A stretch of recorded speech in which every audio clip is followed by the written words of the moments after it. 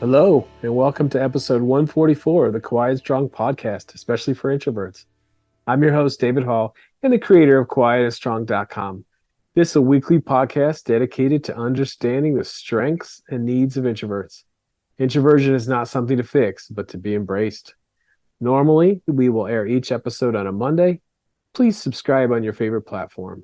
Leave a review. That would mean a lot to me. Tell a friend about the podcast. Help get the word out there that introversion is a beautiful thing. I received a very nice comment on my website recently. It really represented what I'm trying to accomplish, and I felt a deep sense of appreciation. Let me read it. Thank you for validating and guiding professional introverts like myself, David. I reflect as an early professional, and I often felt I needed to adapt rather than advocate for my needs. I also misunderstood my needs. Learning about the unique strengths and needs of introverts has been a huge tool in my ability to grow as a professional.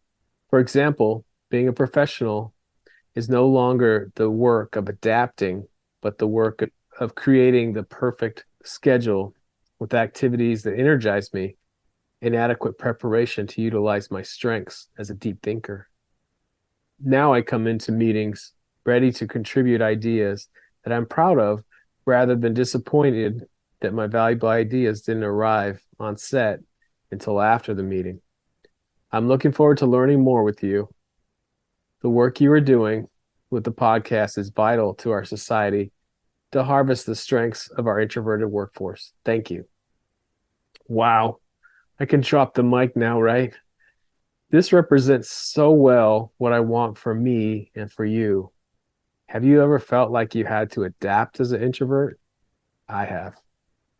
As we know our strengths and needs as introverts, we can be our authentic self and no longer adapt, but be proud in our professional work. I hope you're there, but if you're not, you can get there.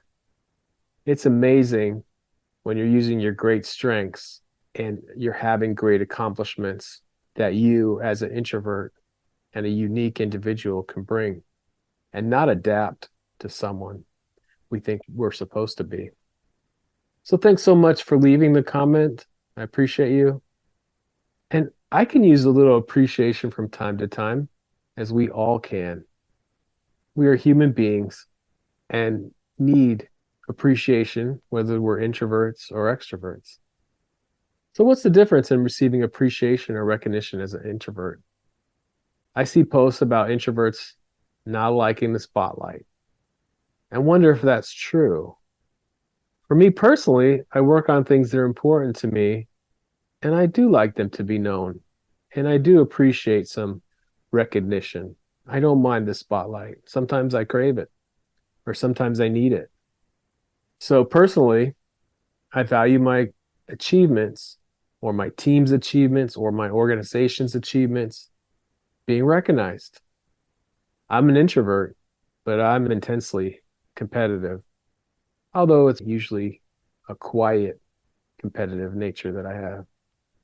So I put this question out there to on a couple of social media platforms. As an introvert, do you avoid the spotlight? And how do you like to receive appreciation? And I got several responses. Keep in mind, though, that even though I received several responses, this is not a comprehensive list of how all introverts would respond. So, how would you respond? As always, I would love to hear from you. So, here's a few responses. I'll read them. Interesting question. It's not my comfortable place, but I like to receive appreciation individually. I love it when my kids or clients thank me for doing something. Next one.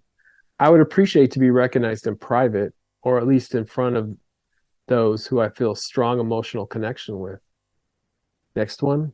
As an introvert, I'd appreciate a mix of both public and private appreciation.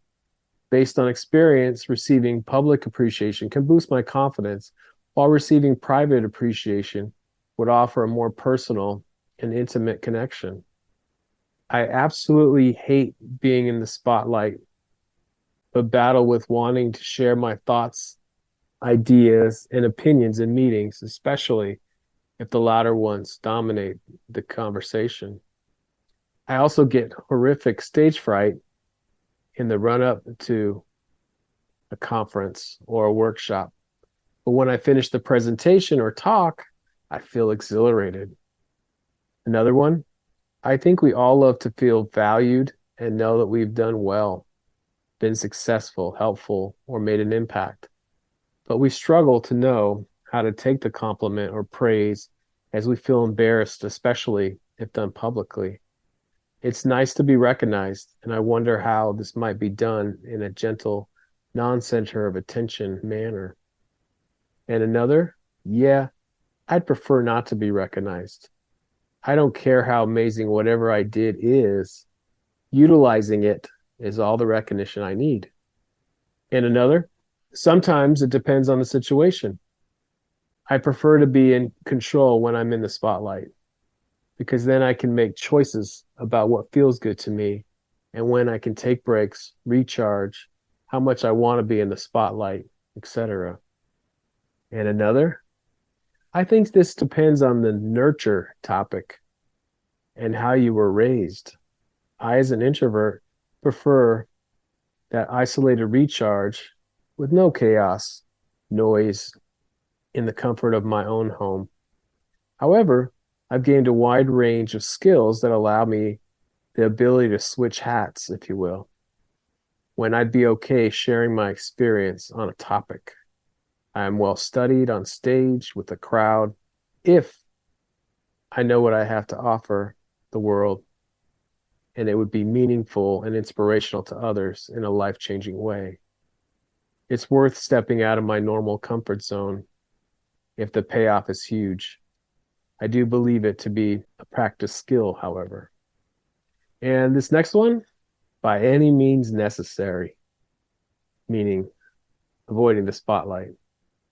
And another, as an introvert, I can tell you that we all have different measures of avoidance from the spotlight.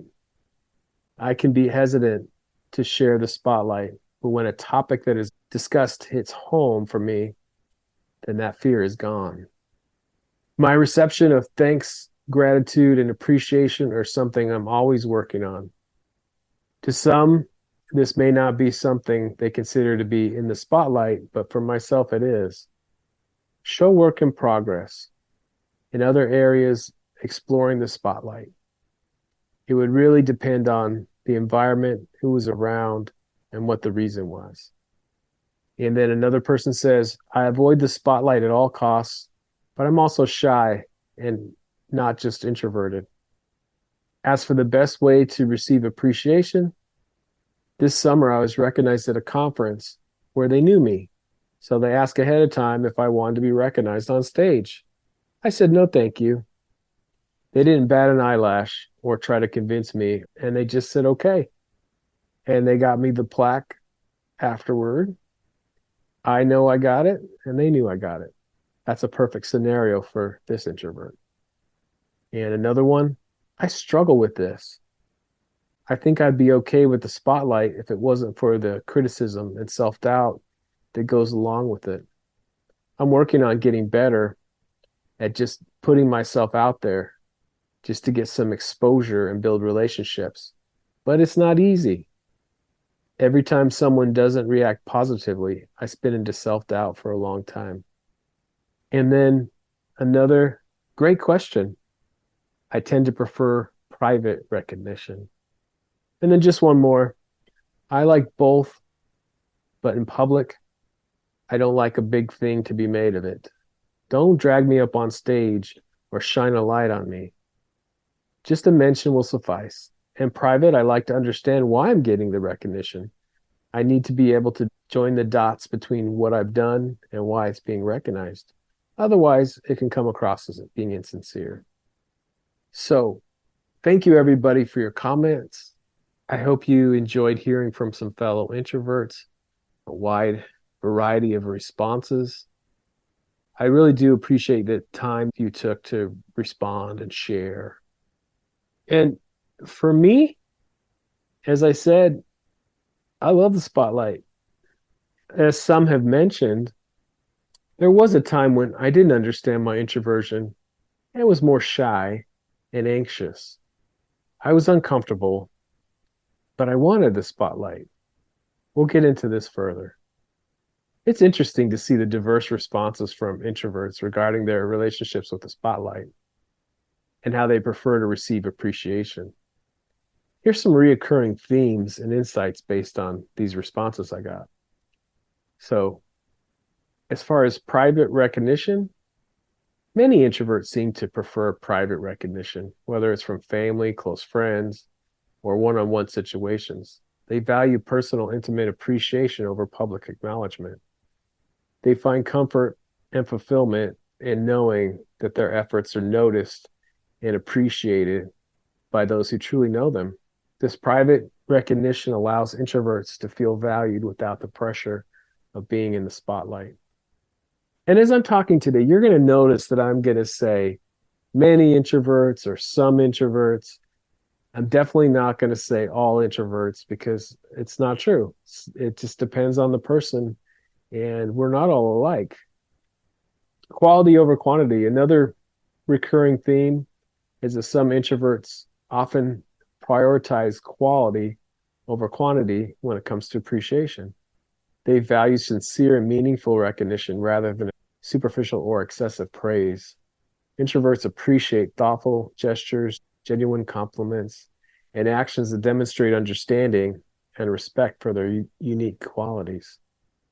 And then written communication is meaningful to us too. Some introverts also appreciate recognition through written communication.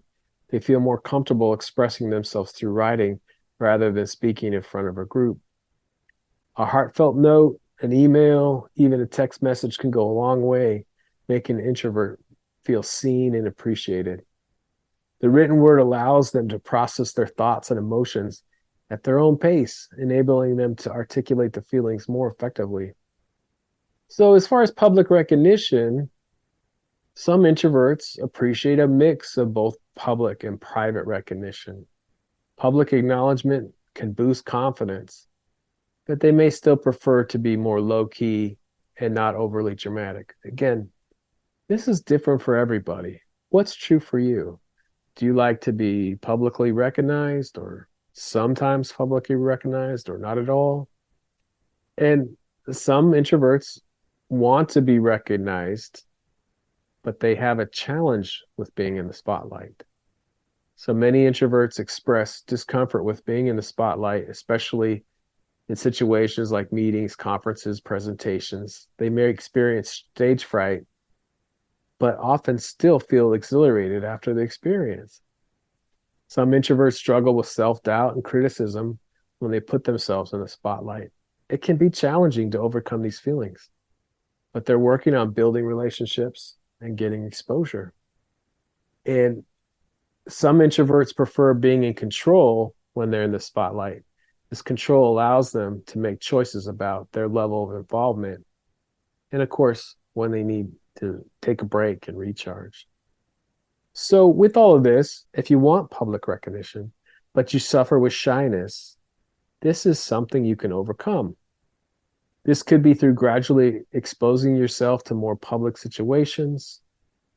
Introverts build their confidence and develop strategies to overcome shyness as you gain experience and become more comfortable in the spotlight. Introverts should discover that they have unique strengths to offer. We have the ability to think deeply, and it allows us to provide thoughtful insights and perspectives. You know, if you're recognizing an introvert and you want to ask them to say a few words, please warn us. Give us a chance to prepare. We do our best work with thinking ahead of time. Also, if an introvert would rather not say a few words, honor that. And if they prefer not being publicly recognized, honor that. So I'm talking about different scenarios. One for the introvert that wants the spotlight but lacks confidence. Confidence can be built. For the confident introvert that doesn't need or want public recognition, accept that that's perfectly normal. And context matters. Introverts mention that their willingness to be in the spotlight can depend on the topic, their level of expertise, and the potential impact they can make. It's worth stepping out of their comfort zone if it serves a meaningful purpose. Remember, you can change your comfort zone by having experiences and changing your thoughts from negative to positive ones. And receiving appreciation, thanks, and gratitude can also feel like being in the spotlight for some introverts, even if it's done privately. The way they receive and process these expressions varies from person to person. And ultimately, the preference for the spotlight and how to receive appreciation varies among introverts. There's no one size fits all approach, and it depends on personal comfort levels and the specific context. These responses highlight the complexity of introverts' relationship with the spotlight and appreciation, demonstrating that there is no one definitive answer, but a range of individual preferences and experiences. And appreciation and recognition are related, but not exactly the same. Appreciation refers to the recognition and acknowledgement of someone's efforts, talents, qualities. It can come in various forms, such as verbal praise, written compliments, or gestures of gratitude. So the question is, do you know how others in your life like to be appreciated and recognized? It's tricky and can take some time. You won't be perfect, but don't need to walk on eggshells. But pay attention to the others in your life, listen, and work on it. Do you know how the extroverts in your life want to be recognized? This may be very different from your way of being recognized. It's important to always have appreciation for those in our lives, not because they're perfect, because none of us are perfect, but they have gifts and strengths as individuals. As humans, we want people to know who we are. We want to be seen and understood for our unique qualities and contributions. So take the time to learn about the people in your life, understand their preferences, their love languages, and how they feel most valued. I love the phrase, I see you. It's great to hear, but even better when we feel it. For some extroverts, public recognition may be their preference, maybe their preferred way of being appreciated. They thrive on praise that's visible and shared with others. A shout out at a team meeting or a heartfelt acknowledgement in front of a friend can go a long way. But again, keep in mind, not all introverts, not all extroverts, we're not all alike. With all of this, you can't depend on others to give you appreciation. You can always do better at giving it and appreciating others. Sometimes you may have to appreciate yourself. Continue to get to know your strengths and value them. Track your accomplishments. Celebrate your wins, no matter how small they may seem. Take the time to reflect on your achievements and give yourself credit for the hard work you put in. Remember that appreciation starts from within. And by appreciating yourself, you're building self-confidence and a positive mindset. In addition to self-appreciation, again, continue to express gratitude towards others as well. Acknowledge the efforts of those around you and let them know that their contributions are valued. A simple thank you note or a verbal expression of gratitude can go a long way in making someone feel seen and appreciated. Remember that showing appreciation is not only beneficial for others, it also creates a positive environment and strengthens relationships. So as much as you surround yourself with positivity and supportive people, the company you keep has a significant impact on your outlook on life and your self-esteem. Seek out friendships and relationships with individuals who uplift you, encourage you, believe in your abilities. Distance yourself from toxic relationships or negative influences that bring you down. You know, as we do our work and set out to accomplish various tasks, things are going to go wrong. Or in some cases, things may be just perceived as going wrong. Again, the work I do for this podcast and other areas of my life are very important to me. As a deep thinking introvert, I am a natural problem solver and a reflective thinker.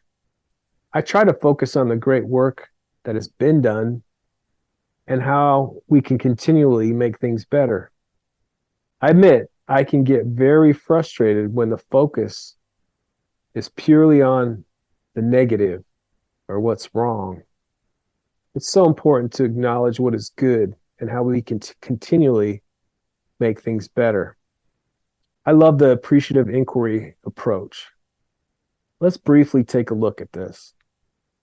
So, appreciative inquiry is a concept and methodology in the field of organizational development and change management.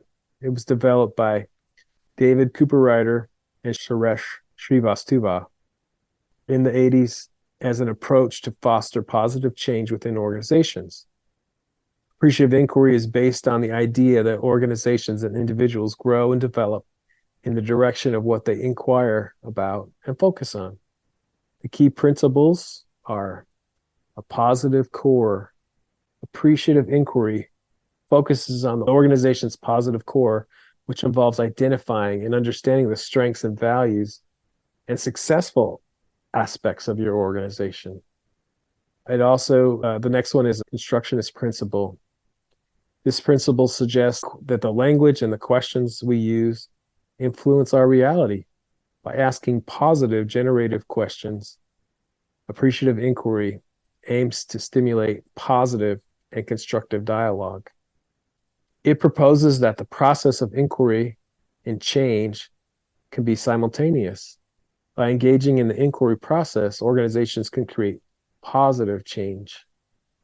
Appreciative inquiry acknowledges that organizations are constantly evolving and that their stories can be shaped in positive ways, and encourages organizations to see themselves as authors of their own stories. And again, you probably heard me say positive a few times. It's a very positive approach. And there's what they call a 4D cycle: discovery, dream, design, and destiny or delivery. Discovery. In this phase, participants explore and identify the organization's strengths, successes, positive elements. They seek to understand what is working well. And then the next is dream. Participants envision and create a shared image of what the organization could become in the future based on the positive elements identified in the discovery phase. And then the next D is design. In this phase, participants work together to design strategies and plans to achieve the vision created in the dream phase. This involves setting goals and action plans. And then destiny or delivery. In the final phase, participants implement the plans and continue to monitor progress, adapting as necessary to reach the desired future state. Appreciative inquiry is often used as alternative to the more traditional, the problem-focused approaches to change management. It's seen as a way to engage employees, foster a positive organizational culture, drive innovation by building on organization's strength rather than solely addressing its weaknesses. For me, I thrive in a positive environment where great things are acknowledged while excellence is pursued. If I'm in a solely negative environment, it can be demotivating and demoralizing. Have you used an appreciative inquiry approach? So as an introvert, what is your relationship with the spotlight and your preferences for receiving appreciation? Your preference is acceptable. Also remember that you can gain confidence if it's lacking. The reception of thanks and appreciation varies amongst introverts and also extroverts. It's important to consider individual preferences. Work on getting to know the preferences of those in your life. And then remember, sometimes you have to appreciate yourself. You have great gifts. Keep track of your accomplishments. And sometimes this can give you that needed boost of appreciation that you may not be getting elsewhere. Appreciative inquiry is seen as an alternative to the problem-only focused approach to change management, and it can create a more motivating and positive work environment. So thank you for joining me. I appreciate you. I hope you take the time to explore other episodes and learn from our amazing guests on the Quiet and Strong podcast. Remember, if you're interested in getting to know yourself better, there is now a free Type Finder personality assessment on the Quiet and Strong website. This free assessment will give you a brief report, including your 4-letter Myers-Briggs code. I will add a link in the show notes. And I'd love to connect with you. You reach out at david@quietandstrong.com or check out the quietandstrong.com website. Send me topics or guests you'd like to see on the show. There's so many great things about being an introvert, and we need those to be understood. Get to know your introverted strengths and needs and be strong.